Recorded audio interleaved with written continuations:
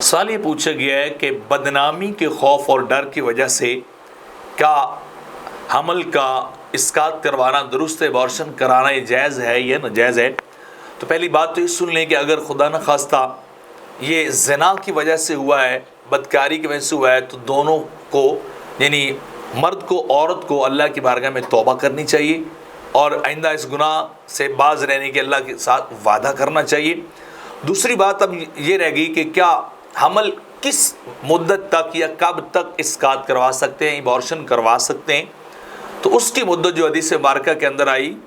وہ 120 دن اس اعتبار سے ہے کہ 120 دن تک 4 ماہ تک وہ نطفہ جو ہوتا ہے انسان کی جو ابتدا ہے وہ مختلف شکلیں بدلتی رہتی ہے۔ جب وہ 120 دن 4 ماہ کا ہوتا ہے تو پھر اس کے اندر زندگی آ جاتی ہے۔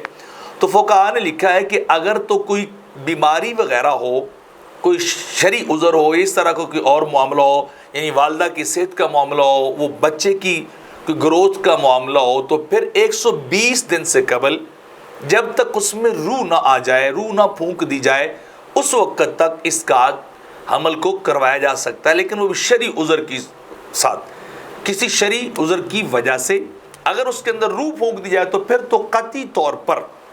حمل جو ہے وہ اسقاط نہیں کروا سکتا، ابارشن نہیں کروا سکتے، چاہے وہ کوئی وجہ بھی ہو، کیونکہ اب وہ زندہ جان بن چکی ہے، اس میں روح آ چکی ہے، زندگی وہاں ماں کے پیٹ میں بچے کی سٹارٹ ہو چکی۔ اب اگر اس کو اسقاط کروائیں گے تو یہ ڈائریکٹ قتل بن جائے گا۔ تو لہٰذا